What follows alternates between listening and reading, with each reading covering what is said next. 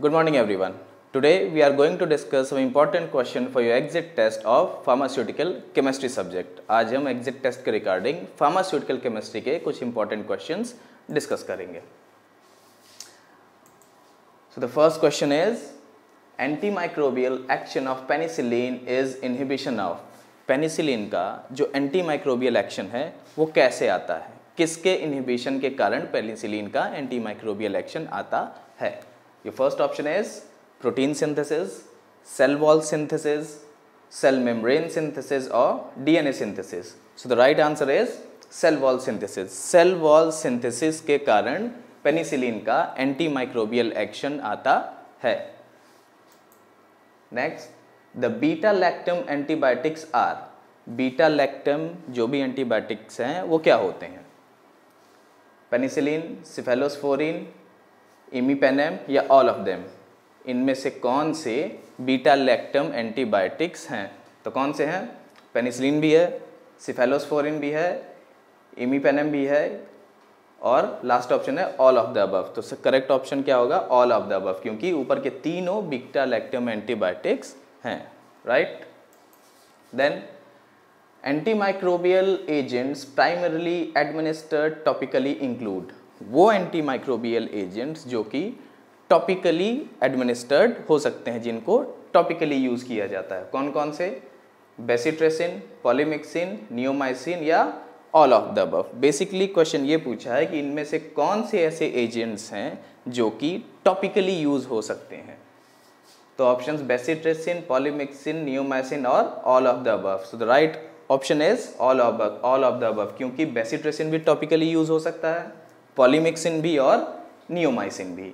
ये तीनों antimicrobial agents topically हम यूज कर सकते हैं. Topically means over the skin surface. Next, methotrexate is an antagonist of. Methotrexate किसका एंटागोनिस्ट है? Right.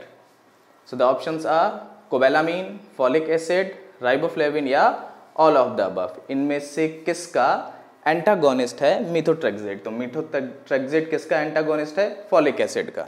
Right. Next, all are the side effects of chloroquine except. इनमें से क्लोरोक्वीन के साइड इफेक्ट्स हैं एक्सेप्ट. क्वेश्चन ध्यान से देखिएगा. All are the side effects of chloroquine except. इनमें से एक ऐसा है जो कि क्लोरोक्वीन का साइड इफेक्ट नहीं है. एक्सेप्ट मतलब इनमें से एक नहीं है. किसका साइड इफेक्ट? क्लोरोक्वीन का. So the option is blur vision. Chloroquine का साइड इफेक्ट क्या ब्लर विजन है? Next, psychotic episode. Next, haemolytic anaemia and last skin rashes. So इनमें से कोई एक है जो कि क्लोरोक्वीन का साइड इफेक्ट नहीं है. तो कौन सा ऑप्शन सही है? Haemolytic anaemia. Haemolytic anaemia chloroquine का साइड इफेक्ट नहीं है, जबकि ब्लर विजन भी साइड इफेक्ट है, साइकोटिक एपिसोड्स भी साइड इफेक्ट्स है और स्किन रैशेस भी क्लोरोक्वीन के साइड इफेक्ट्स हैं. But haemolytic anaemia side effect नहीं है, इसीलिए इसका राइट आंसर क्या होगा? Haemolytic anaemia. क्वेश्चन ध्यान से पढ़िएगा. All are the side effects of chloroquine except. ये नहीं पूछा कि इनमें से कौन सा साइड इफेक्ट है, पूछा ये है कि इनमें से कौन सा साइड इफेक्ट नहीं है क्लोरोक्वीन का. तो कौन सा नहीं है? Haemolytic anaemia. Next, optic neuritis is a chief adverse effect of. इनमें से किस ड्रग का चीफ एडवर्स इफेक्ट क्या है? Optic neuritis. So the options are isoniazid, ethambutol, pyrazinamide या फिर rifampicin. And the right option is ethambutol. ये सारी क्या हैं? एंटी ट्यूबरकुलर ड्रग्स हैं. और इन सारे एंटी ट्यूबरकुलर ड्रग्स में इथेम्ब्यूटॉल एक ऐसी ड्रग है जिसका कि चीफ एडवर्स इफेक्ट क्या है? Optic neuritis. So the right answer is ethambutol. Next, skin discolouration from red brown to black is caused by. Skin discolouration, that is change of the colour of skin from red brown to black. इनमें से किसके कारण skin का जो red brown colour है वो black में तब्दील हो जाता है? Options dapsone, clofazimine, ethambutol and all of the above. So the right answer is clofazimine. Clofazimine के कारण स्किन का जो कलर है वो रेडिश ब्राउन से ब्लैक हो जाता है.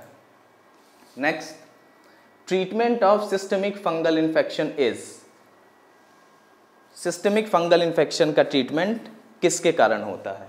Options amphotericin B, miconazole, ketoconazole और ऑल ऑफ द अबव। ये सारी एंटी फंगल ड्रग्स हैं। तो कौन सा सिस्टमिक फंगल इन्फेक्शन किसके द्वारा सही किया जाता है? तो राइट ऑप्शन है amphotericin B. Amphotericin B is the systemic treatment of fungal infection. Next, streptomycin is more effective at. Streptomycin किस एटमॉस्फेयर में ज़्यादा इफेक्टिव होती है?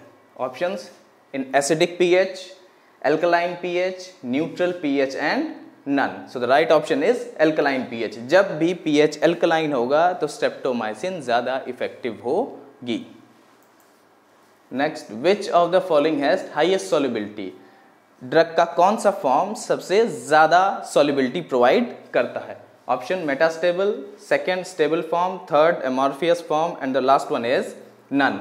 सो the right option is metastable form. Drug जब भी मेटास्टेबल फॉर्म में रहेगी तो सबसे मैक्सिमम सॉल्युबिलिटी देगी। ठीक है। Next, which of the anti malarial drug is safe during pregnancy? Pregnancy के दौरान कौन सी ऐसी एंटी मलेरियल ड्रग है जो कि एकदम सेफ है, जिसको लेना सेफ है? ऑप्शंस क्लोरोक्वीन, प्राइमाक्वीन, प्रोग्वानिल या amodiaquine. So the right option is primaquine. Primaquine वो ड्रग है जिसे प्रेगनेंसी के दौरान भी लिया जा सकता है, उसके बहुत ज़्यादा साइड इफेक्ट्स नहीं होते हैं, वो कि सेफ एंटी मलेरियल ड्रग है। Next, which of the anti fungal drug affects DNA? इनमें से कौन सी एंटी फंगल ड्रग है जो कि डीएनए को इफेक्ट करती है? पहला option amphotericin B, AMB is the short form of amphotericin B. Then terbinafine, griseofulvin और ketoconazole. So the right answer is griseofulvin. Griseofulvin वो एंटी फंगल ड्रग है जो कि डीएनए को अफेक्ट करती है। ठीक है। तो इसी तरीके के क्वेश्चंस एग्जिट एग्जाम में फार्मास्यूटिकल केमिस्ट्री से ड्रग्स के रिगार्डिंग पूछ सकते हैं। ड्रग्स के मैकेनिज्म, ड्रग्स के साइड इफेक्ट्स, ड्रग्स के इफेक्ट्स, ड्रग्स के इंटरेक्शन, ड्रग्स के क्लासिफिकेशन। राइट, आगे हम और भी क्वेश्चंस लाते रहेंगे। ठीक है, तब तक के लिए आज के लिए इतना ही। Thank you very much.